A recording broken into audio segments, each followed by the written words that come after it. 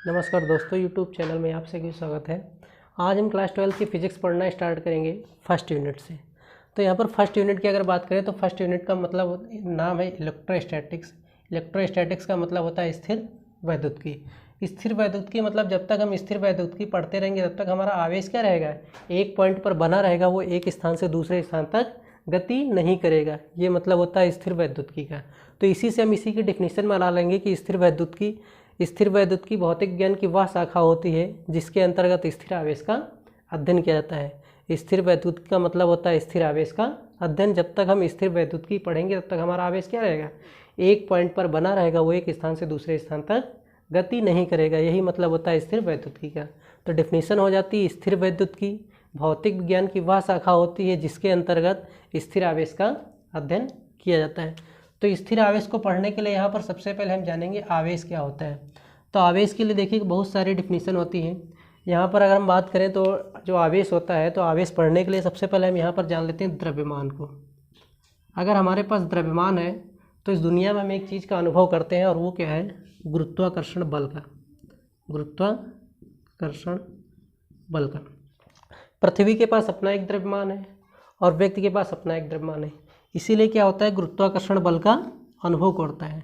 अगर ये द्रव्यमान ना होता तो क्या गुरुत्वाकर्षण बल का अनुभव हो सकता था? नहीं हो सकता था। सेम उसी प्रकार से आवेश क्या होता है कि वस्तुओं के अंदर आवेश एक प्रकार का गुणधर्म होता है जिसके कारण हम क्या करते हैं, वैद्युत क्षेत्र तथा इसके प्रभावों का अध्ययन करते हैं। वैद्युत क्षेत्र तथा इसके प्रभावों का अध्ययन करते हैं। तो आवेश की डेफिनेशन क्या बन जाती है कि आवेश किसी वस्तु का वह गुणधर्म होता है जिसके कारण वैद्युत क्षेत्र तथा इसके प्रभावों का अनुभव किया जाता है। तो एक तो आवेश की डेफिनेशन हो जाएगी कि आवेश किसी वस्तु का वह गुणधर्म होता है जिसके कारण वैद्युत क्षेत्र तथा इसके प्रभावों का अध्ययन किया जाता है। इसी के दूसरी डेफिनेशन की अगर बात करें तो मान लेते हैं दो वस्तुएं हैं और दोनों वस्तुओं को हम आपस में रगड़ते हैं। दो वस्तुएं हैं, एक ही मार्कर है, एक अपने अलग अलग दो वस्तुएं ले ली और दोनों को आपस में रगड़ते हैं। तो कुछ देर रगड़ने के बाद क्या होता है कि हल्के कणों को अपने आप में चिपकाना प्रारंभ कर देती हैं और जब अपने आप में चिपकाना प्रारंभ कर देंगे तो इनके अंदर कौन सा गुण उत्पन्न हो जाएगा, चुंबकत्व का। कौन सा गुण उत्पन्न हो जाएगा, चुंबकत्व का। इसी गुण को हम क्या कहते हैं, आवेश कहते हैं। तो एक तो आवेश की डिफिनेशन ये हो जाएगी कि जब दो वस्तुओं को आपस में रगड़ते हैं तो वे हल्के कणों को आकर्षित करना प्रारंभ कर देते हैं, अर्थात उनके अंदर चुंबकत्व का गुण उत्पन्न हो जाता है। इसी गुण को हम क्या कहते हैं, आवेश कहते हैं। तो ये आवेश की डिफिनेशन हो गई। अब हम बात करते हैं आवेश के प्रकार की। तो देखिए आवेश दो प्रकार का होता है। आवेश दो प्रकार का होता है, एक होता है धन आवेश और दूसरा होता है ऋण आवेश। एक होता है धन आवेश और दूसरा होता है ऋण आवेश। अब यहाँ पर इन्हीं से दो और आवेश बनते हैं। मान लेते हैं दो वस्तुएं, एक वस्तु ए है और एक वस्तु बी है। वस्तु ए पर जो है धन आवेश है और वस्तु बी पर भी क्या है, धन आवेश। या फिर वस्तु ए पर भी ऋण आवेश है और वस्तु बी पर भी ऋण आवेश है। मतलब जितनी भी वस्तुएं हैं सभी वस्तुओं पर क्या है, समान प्रकृति का आवेश है। जितनी भी वस्तुएं हैं सभी वस्तुओं पर क्या है, समान प्रकृति का आवेश है। मतलब जितनी वस्तुएं अगर सभी पर प्लस है तो फिर प्लस ही है, जितनी वस्तु माइनस है तो फिर सभी पर माइनस ही होना चाहिए। अगर ऐसी कंडीशन है तो उस कंडीशन में जो आवेश कहलाता है वो हमारा क्या कहलाता है, सजातीय आवेश। क्या कहलाता है, सजातीय आवेश। और सजातीय आवेशों में प्रतिकर्षण का बल मिलता है।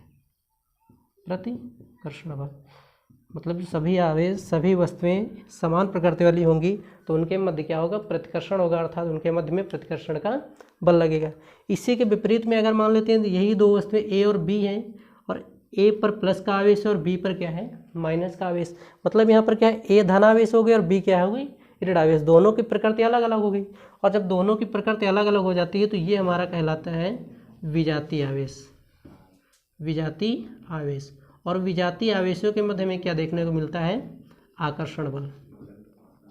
आकर्षण का बल मतलब अगर दोनों वस्तुओं पर अलग अलग आवेश है तो ये दोनों एक दूसरे की ओर आकर्षित होती हैं, इसीलिए हम क्या कहते हैं, आकर्षण का बल लगता है। ठीक है, तो ये हमारा आवेश हो गया। तो सबसे पहली चीज़ आवेश। तो आवेश क्या होता है कि आवेश किसी वस्तु का वह गुणधर्म होता है जिसके कारण वैद्युत क्षेत्र है इसके प्रभावों का अनुभव किया जा सकता है। दूसरे शब्दों में हम क्या कह सकते हैं कि आवेश जब हम दो वस्तुओं को आपस में रगड़ते हैं तो उनके अंदर हल्के कणों को आकर्षित करने का या चुंबकत्व का गुण उत्पन्न हो जाता है। इसी गुण को हम क्या कहते हैं, आवेश कहते हैं। तो यहाँ पर हम दो डिफिनीशन अलग अलग लिख सकते हैं। फिर अगर आवेश के प्रकार की बात करते हैं तो आवेश दो प्रकार का होता है, एक होता है धन आवेश और दूसरा क्या होता है, ऋण आवेश। धन आवेश अगर दो वस्तुएं ए और बी और दोनों पर प्लस का आवेश है, या फिर दोनों पर क्या है माइनस का, मतलब जितनी भी वस्तुएं हैं सभी पर क्या है समान प्रकृति का आवेश है, तो वो हमारा क्या कहलाता है, सजातीय आवेश। और इनके मध्य में क्या देखने को मिलता है, प्रतिकर्षण का बल देखने को मिलता है। दोनों सभी वस्तुएं क्या करेंगी, दूसरे से दूर होने का प्रयास करेंगी। इसी के विपरीत में अगर दो वस्तुएं ए और बी हैं और ए वस्तु पर धनावेश है और बी वस्तु पर क्या है ऋण आवेश, तो इन दोनों की प्रकृति कैसी हो गई, विपरीत हो गई। तो इनको हम कहेंगे विजातीय आवेश और इनके मध्य क्या देखने को मिलता है, आकर्षण देखने को मिलता है। ये कह सकते हैं इनके मध्य आकर्षण का बल लगता है। देखिए आवेश के प्रकारों के बाद बात आती है आवेश की संकल्पना। तो यहाँ पर आवेश की संकल्पना पढ़ने के लिए सबसे पहले यहाँ पर हम सोडियम को ले लेते हैं। सोडियम का परमाणु क्रमांक कितना होता है, 11 होता है। और आपको पता है कि किसी वस्तु का जितना, किसी परमाणु का जितना परमाणु क्रमांक होता है उसमें उतने ही प्रोटॉन होते हैं और उतने ही क्या होते हैं, इलेक्ट्रॉन होते हैं। मतलब अगर सोडियम का परमाणु क्रमांक 11 होता है तो उसके अंदर 11 प्रोटॉन होंगे और 11 ही क्या होंगे, इलेक्ट्रॉन होंगे। अब अगर इसका हम इलेक्ट्रॉनिक विन्यास करते हैं तो इसका इलेक्ट्रॉनिक विन्यास होगा 2 8 1। अष्टक नियम के अनुसार अगर सोडियम की बात करें तो इसके बाह्य कोश में कितने इलेक्ट्रॉन होने चाहिए, 8 इलेक्ट्रॉन होने चाहिए। लेकिन यहाँ पर कितने हैं, 1 इलेक्ट्रॉन, मतलब 7 इलेक्ट्रॉन इसके पास कम है। तो इसको अष्टक पूरा करने के लिए क्या कर सकता है, या तो ये किसी दूसरे से 7 इलेक्ट्रॉन ले ले, या फिर अपने इस 1 इलेक्ट्रॉन को क्या कर दे, त्याग कर दे। या तो ये किसी से 7 इलेक्ट्रॉन ले ले या अपने इस 1 इलेक्ट्रॉन का क्या कर दे, त्याग कर दे। तो इसके लिए आसान क्या रहेगा, 1 इलेक्ट्रॉन का त्याग करना। और जब ये अपने 1 इलेक्ट्रॉन का त्याग कर देगा तो इसके पास कितने इलेक्ट्रॉन बचेंगे, तो इसके पास शेष बचेंगे 10 इलेक्ट्रॉन। पहले कितने थे, 11। अब यहाँ पर देखें तो प्रोटॉनों पर होता है धन आवेश और इलेक्ट्रॉनों पर क्या होता है, ऋण आवेश। लेकिन प्रोटॉन तो अभी भी इसके पास 11 है, मतलब प्रोटॉन उतने ही रहेंगे, मतलब प्लस का हो जाएगा 11 और इलेक्ट्रॉन एक कम हो गया, मतलब माइनस के कितने बचे हमारे पास, 10। अगर इन दोनों का हम टोटल करते हैं तो ये क्या आता है, प्लस का 1। और यही प्लस का 1 सोडियम के ऊपर एक चार्ज लग जाता है और क्या बन जाता है, धन आवेश बन जाएगा आपका धन आवेश। अब यहाँ पर देखते हैं कि धन आवेश बनने के लिए क्या हुआ है कि 1 इलेक्ट्रॉन इसमें से कम हो गया है, 1 इलेक्ट्रॉन कम हो गया है, तब ये क्या बना है, धन आवेश। मतलब धन आवेश जो बना है वो किससे बना है, इलेक्ट्रॉन की कमी से। अब इसी के विपरीत में हम बात कर लेते हैं क्लोरीन की। क्लोरीन का परमाणु क्रमांक कितना होता है, 17 होता है। मतलब इसके पास 17 ही क्या होंगे, प्रोटॉन होंगे और 17 ही क्या होंगे, इलेक्ट्रॉन होंगे। अगर हम इसका इलेक्ट्रॉनिक विन्यास करें तो 2, 8, 7 आएगा। अष्टक नियम के अनुसार अगर Cl की बात करें तो इसको अष्टक पूरा करने के लिए क्या करना होगा, या तो ये किसी से 1 इलेक्ट्रॉन ले ले या फिर अपने इन 7 इलेक्ट्रॉन का क्या कर दे, त्याग कर दे। तो ये क्या करेगा कि इस 1 इलेक्ट्रॉन इसके लिए लेना आसान है, ये 1 इलेक्ट्रॉन दूसरे से ग्रहण कर लेगा। और जब 1 इलेक्ट्रॉन दूसरे से ग्रहण कर लेगा तो इसके पास पहले से कितने इलेक्ट्रॉन थे, 17। 1 इलेक्ट्रॉन बढ़ जाएगा, मतलब कितने इलेक्ट्रॉन हो जाएंगे, अब इसके पास हो जाएंगे 18 इलेक्ट्रॉन। लेकिन प्रोटॉन तो अभी भी इसके पास 17 रहेंगे ना, मतलब प्लस के रहेंगे 17 और माइनस के कितने हो जाएंगे, 18। अगर इन दोनों का हम टोटल करेंगे तो आएगा माइनस का 1 और ये माइनस का 1 Cl के ऊपर चार्ज लग जाएगा और ये क्या बन जाएगा, ऋण आवेश। अब यहाँ पर देखते हैं कि ऋण आवेश, तो ऋण आवेश बनने के लिए क्या हुआ, इसके पास 1 इलेक्ट्रॉन इसने दूसरे से ग्रहण किया, मतलब इसके पास क्या हुआ, इलेक्ट्रॉन की अधिकता हो गई, इलेक्ट्रॉन की अधिकता। तो यहाँ पर देखते हैं कि धन आवेश बनने के लिए क्या हुई, इलेक्ट्रॉन की कमी, और ऋण आवेश बनने के लिए क्या हुआ, इलेक्ट्रॉन की अधिकता। अब यहाँ पर एक चीज़ ध्यान देंगे कि धन आवेश और ऋण आवेश दोनों के बनने में किसका योगदान रहा, इलेक्ट्रॉन का। कि अगर इलेक्ट्रॉन की कमी होती तो धन आवेश बनता है और इलेक्ट्रॉन की अधिकता होती तो क्या बनता है, ऋण आवेश। मतलब दोनों के बनने में किसका योगदान रहा, इलेक्ट्रॉन का। दोनों के लिए उत्तरदायी कौन है, इलेक्ट्रॉन है। तो आवेश की संकल्पना भी हम किसके आधार पर देंगे, इलेक्ट्रॉन के आधार पर। कि आवेश की संकल्पना इलेक्ट्रॉन के आधार पर दी जाती है। अगर किसी परमाणु में इलेक्ट्रॉन की कमी होती है तो उस पर धन आवेश आता है, और किसी परमाणु पर इलेक्ट्रॉन की अधिकता होती है तो उस पर ऋण आवेश आता है। आवेश की संकल्पना इलेक्ट्रॉन के आधार पर दी जाती है। अगर किसी परमाणु पर इलेक्ट्रॉन की कमी होती है तो उस पर धन आवेश आता है, और अगर किसी वस्तु पर इलेक्ट्रॉन की अधिकता होती है तो उस पर ऋण आवेश आता है। तो यहाँ पर देखिए आवेश की संकल्पना हमने लिख ली है कि आवेश की संकल्पना इलेक्ट्रॉन के आधार पर दी जाती है।